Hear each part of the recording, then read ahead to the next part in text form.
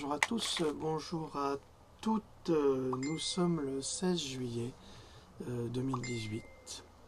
Alors aujourd'hui, on ne va pas trop parler de santé parce que l'actualité eh bien, nous détourne un petit peu de notre... oh là là, mais j'ai des cartons partout. C'est pas bien ça. Ça fait vraiment désordre. Excusez-moi. Donc... nous allons parler d'un sujet qui semble-t-il, a beaucoup fâché certains de nos amis. Alors, quand je parle de nos amis, c'est de mes amis, d'ailleurs. Je voudrais vous parler de cette Coupe du Monde, comme dit mon ami Christophe, cette Coupe du Monde du foot, mais je ne partage pas son avis là-dessus, parce que moi, j'ai été enfant, et je me souviens de mes souvenirs d'enfant. Et en 74... je me souviens derrière un poste en noir et blanc à regarder l'équipe de France, Michel Platini et Giresse et tous ces gens extraordinaires, Maxime Bossis. Enfin, s'il y avait des joueurs qui nous faisaient rêver. Et moi, du football, j'en ai toujours fait. Hein. J'étais poussin, pupille, minime. J'en ai fait pendant 15 ans. Puis après, j'ai arrêté pour plein de raisons.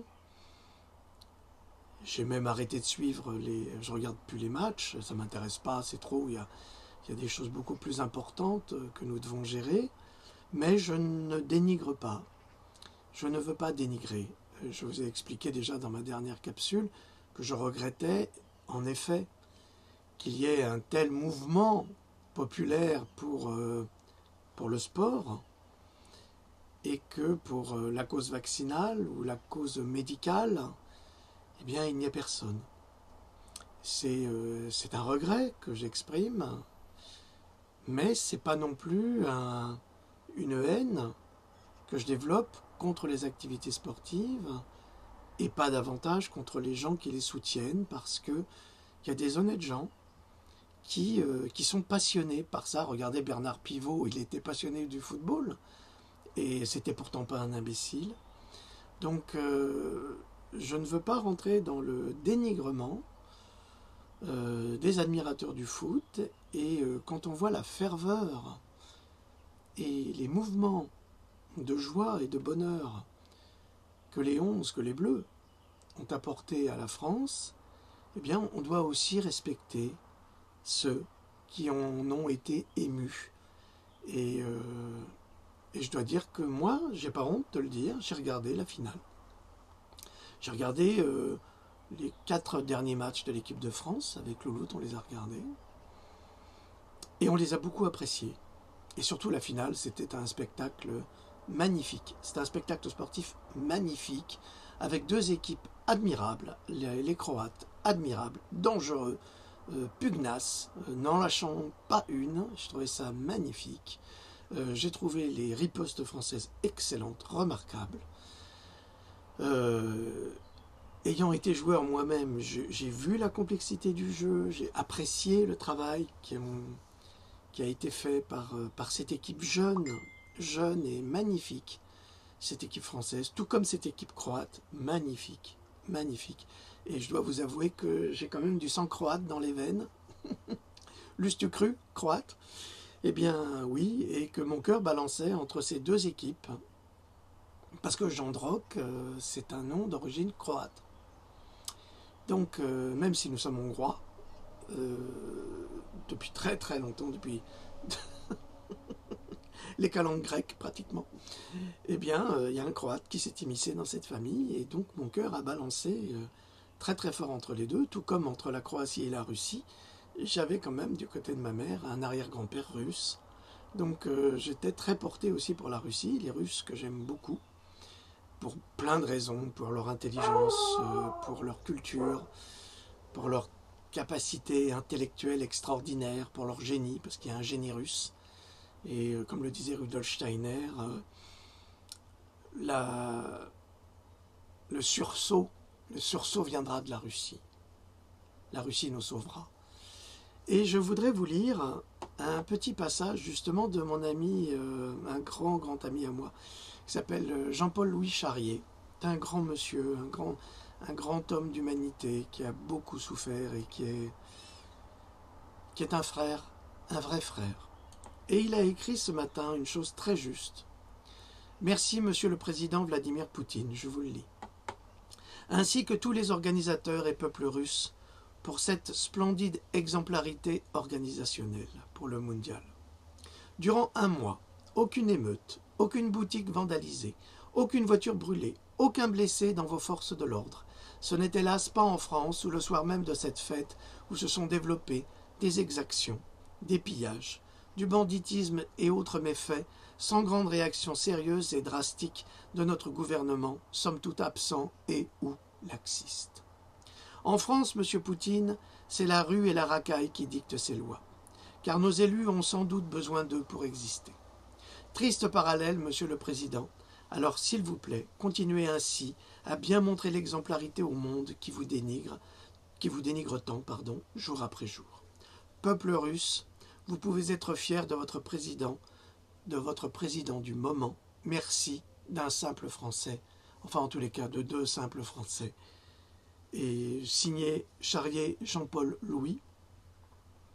Et j'ajoute ma signature à ce qu'a dit mon ami Jean-Paul, car c'est tout à fait ce que je pense, parce que hier, alors que nous devions être dans la liesse et le bonheur, bon, dans mon village, il n'y a pas eu de problème, c'était formidable, tout le monde s'embrassait, c'était la fête, il y a eu à la salle polyvalente un énorme écran que la mairie a disposé, les gens étaient là, dès qu'il y a eu un but, ils ont sauté de joie, mais c'est formidable, je trouve ça formidable.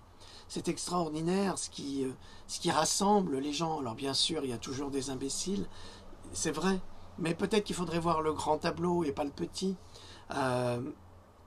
Alors, je reprends ce qu'a écrit mon ami Christophe. Bon, lui, il est foncièrement contre, mais c'est pas parce qu'il est contre qu'on n'est pas amis. Hein. C'est pas pour ça. Et mes amis Saber et Grégory qui étaient contre aussi, mais peu importe, c'est pas pour autant que je les aime pas. Ce sont mes frangins et je les aime tous de la même façon, mais je voudrais apporter aussi mon avis qui n'est pas le même. Je ne partage pas leurs opinions. Ça ne veut pas dire qu'on est opposés. Alors je lis chez Christophe un abruti de supporter pour croire que le match n'était pas truqué. C'est le même qui croit que les élections traduisent les votes sincères des électeurs. Alors, peut-être que je suis un abruti de supporter, peut-être, mais en tous les cas, moi j'ai vu le match et j'ai pas vu qu'il était truqué. Parce que j'ai vu 2 équipes admirables qui se sont battues, mais bec et ongles, sans rien lâcher. Sans rien lâcher. Donc, je sais pas. S'il y a un trucage, en tous les cas, il a été très très bien fait parce que ça se voit pas. Moi, j'ai vu un combat qui a maintenu pendant 95 minutes, qui nous a maintenus en haleine. On a tremblé à chaque minute parce que les Croates étaient, mais alors, tellement courageux, tellement, ils lâchaient rien, tellement forts techniquement. Ah, j'étais vraiment heureux de voir une équipe du football de l'Est qui montrait, même le Spartak de Moscou, même l'équipe nationale russe était excellente. Ils ont perdu à un cheveu au tir au but. Les deux pouvaient gagner. Donc c'est ça qu'on a vu cette année. On a vu des équipes dignes et fortes, puissantes, capables. Et ça, j'ai trouvé ça magnifique. C'était un grand spectacle. Je suis désolé pour mes amis qui n'aiment pas ça. C'était un grand spectacle. En revanche, j'aimerais vous signaler quand même que la présidente croate, cette magnifique présidente, est magnifique dans tous les sens du terme, parce qu'elle a pris un congé sans solde, parce qu'elle a décidé de prendre un billet d'avion, comme tous les citoyens croates, pour aller à Moscou, à ses frais, qu'elle a assisté à la plupart des matchs de son équipe, en tant que supporter, mais vraiment une supportrice admirable, dans les tribunes, sauf pour la demi-finale et la finale, où elle a été invitée dans la tribune officielle avec les présidents. C'est une femme admirable qui a montré qu'elle servait son peuple et qu'elle servait sa cause. Elle a embrassé avec chaleur tous les joueurs. Tous les joueurs. Ça a été formidable. Je trouve que cette femme est extraordinaire et que la Croatie, ce petit pays qui a tant souffert, 4 millions d'habitants quand même, a une présidente qui qui a montré qu'elle était avec le peuple et avec toute sa sincérité. En revanche, alors là je rejoins mes amis, là c'est sûr, là on partage la même opinion, parce que Nicolas Tripoteur, c'était... Est-ce que vous savez qui est Nicolas Tripoteur? Nicolas Tripoteur, c'était le surnom de Napoléon. Parce que Napoléon, quand il était plus jeune, il allait tripoter toutes les femmes. Il a les mains baladeuses partout. Bonjour camion. T'es gros cochon celui-là. Eh bien, notre Nicolas Tripoteur, il tripote pas vraiment les femmes, lui. Je m'en fiche ce qu'il tripote. C'est pas tant le problème. Mais lui, il a profité du mondial et de cette victoire, parce que c'est vraiment le président tripoteur le plus abject qu'on ait jamais eu. Déjà, Saucisse avant Glandouille, c'était pas fameux. Mais alors celui-là, c'est l'enfer, parce qu'il a profité du mondial pour augmenter la CSG, pour augmenter l'essence, pour augmenter le prix du tabac, le prix de l'eau, le gaz naturel, l'électricité, les amendes dues aux infractions au code de la route. Il a fait ajouter des radars partout pour faire du racket sur la baisse de la limitation de vitesse. Alors, lui, c'est vraiment le président, comme disait Saucisse. Il disait, c'est le président des ultra-riches. Et cet homme qui est un défenseur des ultra-riches a fait 2 voyages à Moscou, aux frais de la princesse, évidemment, donc à nos frais, alors que la présidente croate, elle l'a fait à ses frais. S'il avait fait ces voyages en emmenant sans gosses, sans enfants, sans petits garçons et petites filles folles de football, mais de toute la France, hein, et toutes origines confondues, hein, pas forcément que des gosses des banlieues, hein, mais tous, parce que la France c'est ça, c'est toute la France, c'est pas une préférence par rapport à une autre. Donc, s'il avait amené avec lui une centaine d'enfants pour assister à cette finale, ça aurait été un coup de pub génial pour lui. Mais comme ce sont des gens qui ne pensent qu'à eux et qu'à s'enrichir personnellement sur le dos des Français qui ont déjà la corde au cou, ça c'est très grave. Et je dois dire qu'en dehors du fait que le président aime le football, ça on le voit, hein, c'est à la fois un gamin, mais comme tous les politiques très pervers et très vicieux, qui se servent de la liesse populaire pour bien les enfumer. Mais à cela a répondu cette liesse.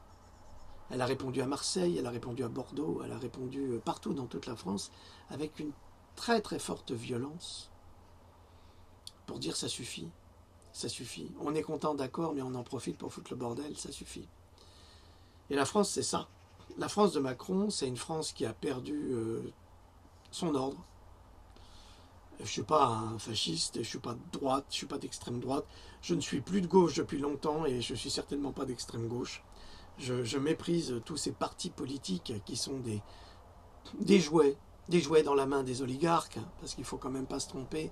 Le Front National n'est qu'un repoussoir, il n'a été créé que dans l'objectif de faire élire toujours la même crapule. On nous a toujours fait le même coup, hein, depuis Chirac, enfin depuis toujours, Mitterrand, Chirac. On a toujours eu le danger du Front National, mais est-ce que c'est vraiment un danger par rapport à ce que nous vivons, puisque Macron a baissé toutes nos libertés, il a supprimé toutes nos libertés fondamentales, il a supprimé tous nos droits au travail, tous nos droits sociaux. Il est en train de mettre en place une dictature. Il a refusé de diffuser le défilé du 14 juillet en Chine, en Russie, et je ne sais pas où encore. Pourquoi ? Les militaires lui ont montré qu'ils n'en avaient rien à foutre de ce président, puisque vous avez vu qu'au défilé du 14 juillet, bon, c'était à la répétition, mais 2 motards se sont rentrés dedans. Peut-être encore un accident avec un 3e qu'on n'aurait pas vu, ou qui aurait été supprimé. Que parmi les avions qui étaient dédiés à nous dresser des fumées pour faire le drapeau français, ben, il y en a un, comme par hasard, qui s'est trompé de couleur. À mon avis, il ne s'est pas du tout trompé de couleur. C'est juste une manifestation pour bien montrer que ce président n'est pas le président des Français et que la colère gronde un peu partout, comme vous l'avez vu dans les médias Internet, avec cet appel aux armes de l'armée, puisque Macron, en fait, n'a pas été élu officiellement, et certainement pas honnêtement, et que le seul qui aurait tous les pouvoirs aujourd'hui, ce serait M. Larcher, le président du Sénat. Néanmoins, malgré cette mauvaise élection, ou cette fausse élection, notre président ne s'est pas gêné pour voter des lois épouvantables, comme la loi vaccinale, et ça on y revient, à forcer les enfants à se faire vacciner avec des vaccins toxiques, dangereux, inutiles, pleins de neurotoxines, mais ça c'est mon travail et vous le connaissez. Donc tout cela pour résumer et pour séparer, si vous voulez, la joie de la colère, des trucages ou je ne sais quoi. Il est certain que cette Coupe du Monde s'est extrêmement bien déroulée et Jean-Paul Louis l'a très bien décrit, dans un pays où l'ordre est respecté, parce que vous n'avez pas le droit de dévier. En France, ce sont nos politiques qui montrent l'exemple. C'est-à-dire que ce sont nos politiques qui dévient. Ce sont eux qui trichent. Et quand on triche, en haut, eh bien en bas, on triche aussi. Donc, on n'a plus de moralité en politique en France. Et de loin pas. Regardez ce qui s'est passé au 14 juillet, à la fête de la musique, pardon, avec à l'Élysée, cette fête avec un groupe dont les paroles de musique étaient absolument lamentables et appelaient à la révolution, mais que d'un certain groupe social, en disant on va tout casser, on va tout niquer. Et ça, c'est à l'Élysée. Et puis on voyait Brigitte, comme disait son mari, elle les aime bien. Mon beau sapin. Avec les boules. Ah, s'il te plaît. Ah oui, petit Bokassa, tu n'es pas petit Bokassa pour rien du tout. Donc on voit qu'il y a une déliquescence totale, mais absolue, totale et absolument totale et totalement absolue. Le pouvoir corrompt absolument. Et on est dedans. Et on a effectivement un petit Jupiter. Alors souvenez-vous que Jupiter, c'est quand même le dieu grec qui est le seul à trahir. C'est le dieu de la déception, c'est le dieu du mensonge, c'est le dieu du maquillage. On ne peut pas se fier à la moindre parole du président Petit Bokassa en France. C'est impossible. Donc, il est certain que ce serait plus agréable d'avoir un soulèvement populaire pour de bonnes causes. Je ne dis pas que cette victoire n'était pas une bonne cause, c'est une victoire formidable et méritée. Et je ne vois pas le trucage ici, mais peu importe. Peu importe. On n'a pas parlé de trucage lorsque, en 98, l'équipe de France a gagné contre un Brésil dont le meneur de jeu avait, comme par hasard, attrapé une méga gastro. Eh oui, il a été très affaibli. Et donc la France a gagné. Mais là, on n'a rien dit. On n'a rien dit non plus lorsque Thierry Henry, lors d'un match de qualification contre l'Irlande, me semble-t-il, vous me corrigerez si je me trompe, a marqué un but de la main. Il n'a pas été dire qu'il avait marqué un but de la main. Donc, vous comprenez, c'est... La tricherie, elle a toujours eu lieu, elle aura toujours lieu, mais en tous les cas, durant cette finale, il n'y a pas eu de tricherie.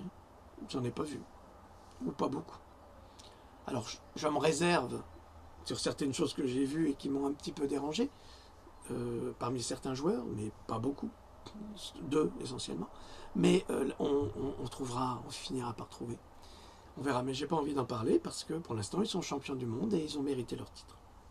Et il faut les féliciter parce que ça a été une équipe formidable.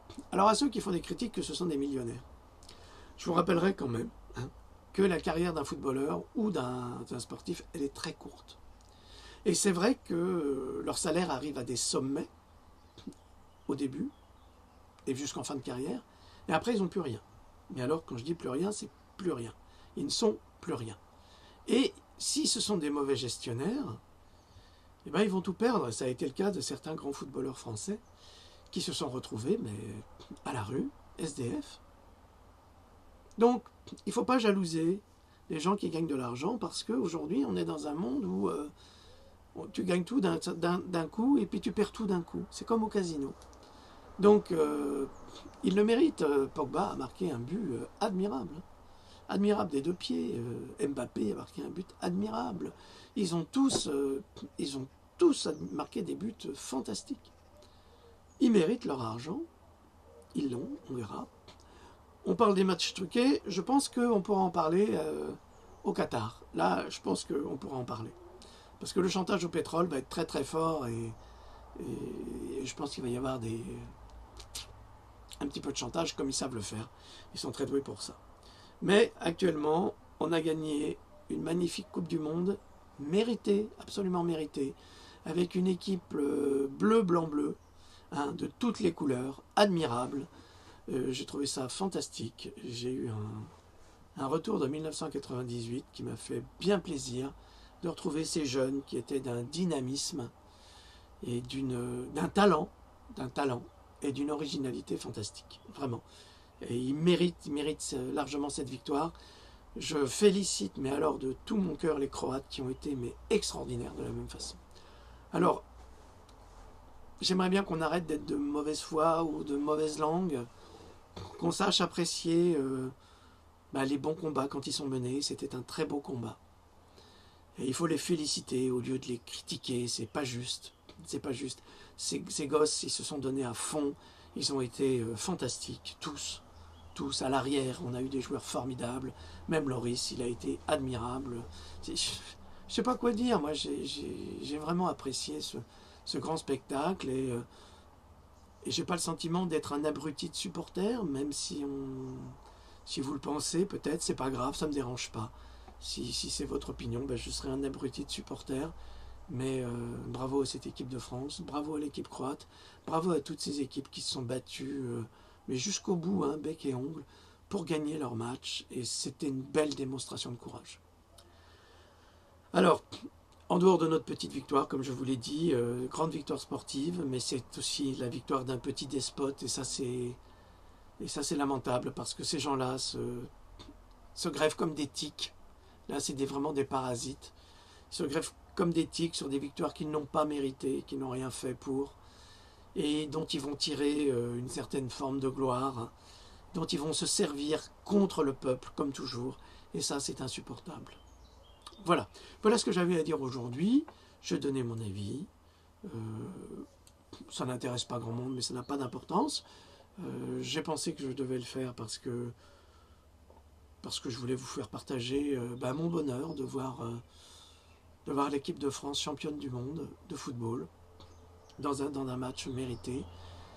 Je regrette pour les Croates parce que ça a fait pleurer 4 millions de Croates qui méritaient aussi de la gagner cette Coupe du Monde, mais vraiment ils la méritaient.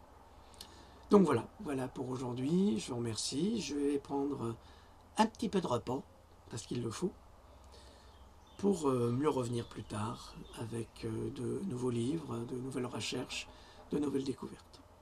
Allez, je vous souhaite de passer un bel été. Peut-être que je ferai quelques petites vidéos pour vous faire un petit coucou. Et puis nous vous saluons, toute la famille vous salue. À bientôt. Soyez heureux.